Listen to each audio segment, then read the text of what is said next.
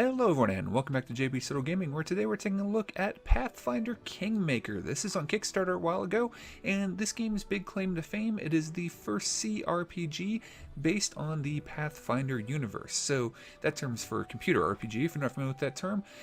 Some classic games like Baldur's Gate is one of these, more modern games like Pillars of Eternity. They are often based on existing role-playing games, like Baldur's Gate was based on whatever D&D edition was around that time, I don't remember exactly.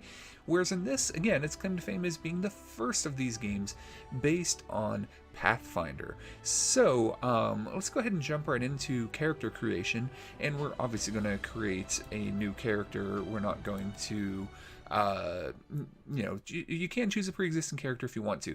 Now, I do want to point out I've only played Pathfinder once, so if I'm making suboptimal decisions, I apologize for that in advance. I don't really know the system that well.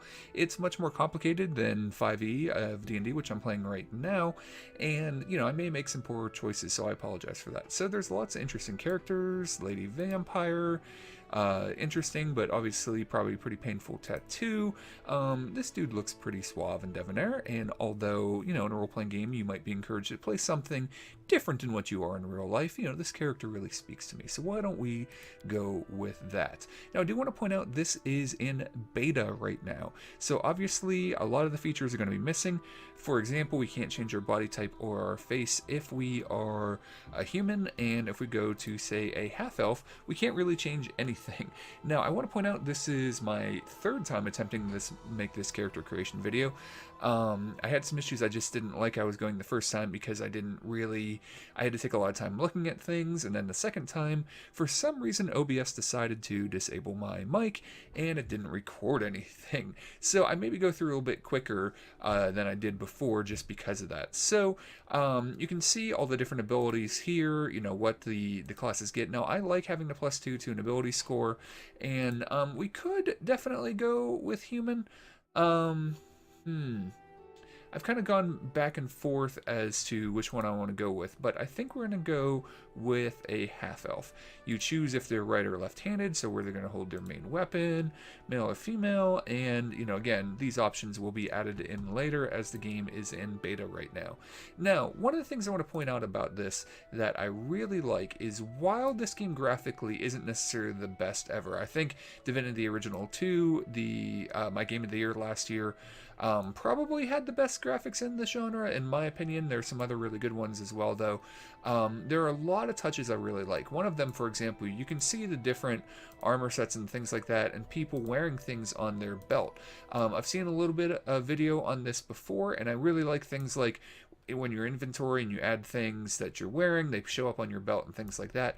And I also really like this system. So over here is kind of a summary of what we start with at level 1, and over here we see not only what we start with at level 1, but when we're going to get upgrades and certain things, and there is the tooltips obviously so that we can see what those are. That's really fantastic. Now, for those of you interested in what classes there are available, now again, there are a lot of subclasses available. I believe 3 for each of these pretty much, but right now there's Alchemist, Barbarian, Bard, Cleric, Druid, Fighter, Inquisitor, Magus, Monk, Paladin, Ranger, Rogue, Sorcerer, and Wizard. The Arcane Trickster and Stalwart Defender, I believe, are prestige classes that we can unlock later if we meet certain requirements, but again, I'm sorry if I got that wrong. I am not traditionally a Pathfinder player. So I was originally going to go with an unarmed monk. I thought that sounded pretty cool, but after looking at the Inquisitor, also a class I wasn't really sure what they did, I really like this subclass, the Monster Tactician. I really like the idea of being kind of a summoner character, and I think that'll serve us pretty well in the early levels as well. So this is the class that I decided to go with. Now, here we can choose a deity and a domain. I was planning on playing a chaotic good character. Alignments are in this. So this is chaotic good, usually worshipped by elves, so it seemed like a pretty interesting choice. And then based on which deity you choose to be an Inquisitor for, you'll get 2 or 3 of these that you can choose from, and I've decided to go with the Chaos domain. Again, we can look at the tooltips, but I get a special ability when I start out, and then later at level 8, so it basically gives somebody disadvantage if you play 5 ed, 5e in let's see here. Anytime they roll a d20, they must roll it twice and take the less favorable result. So I decided to go with this one. Again, here we see the layout of what we're going to have, and I really do. I like all this. I like this layout. I feel like it gives you a pretty good idea of what your character is when they start and what they're going to get eventually. So now we get to choose this. I was looking online real quick about what an Inquisitor should have, and of course there were tons of different information. But Charisma is a stat we don't really need. I might even take it all the way down to 7, maybe? We'll see about that. I might bring it back up to 8. Usually when I play a game, I like to play a high charisma character. I was thinking about playing a character that is charisma focused. I like having all those dialogue options.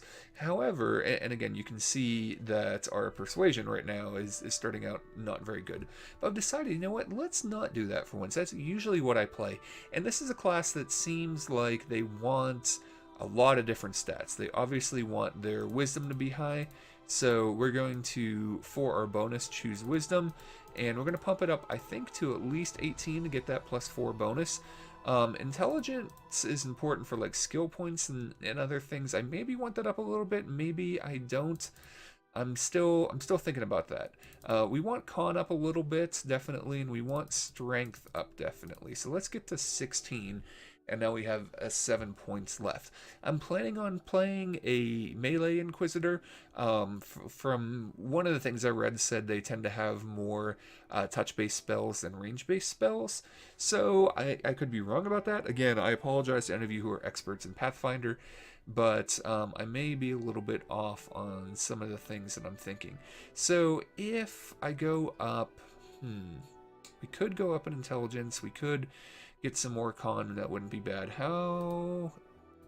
Oh, we could just get to 20 in wisdom. So I feel like 16 strength isn't bad. That +3 modifier isn't fantastic, but I really like the idea of being good at spells, and then we can add to our strength later. So that ends up using up all of our points exactly.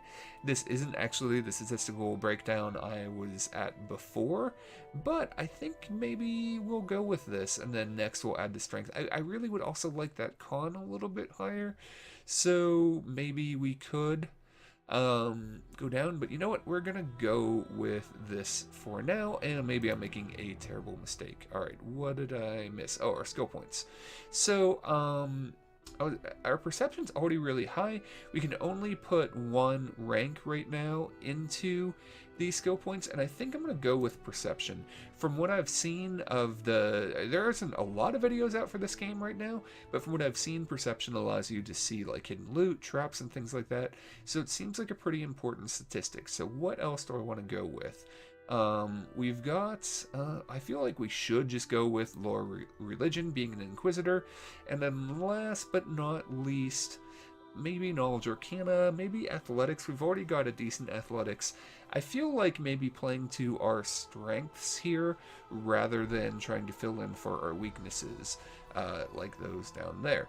Although, use magic device, that may come into play, and going to a +2 instead of a -2, yeah, I think we'll go with that. Just, I don't know how often this comes into play, but I kind of like that idea. All right, next.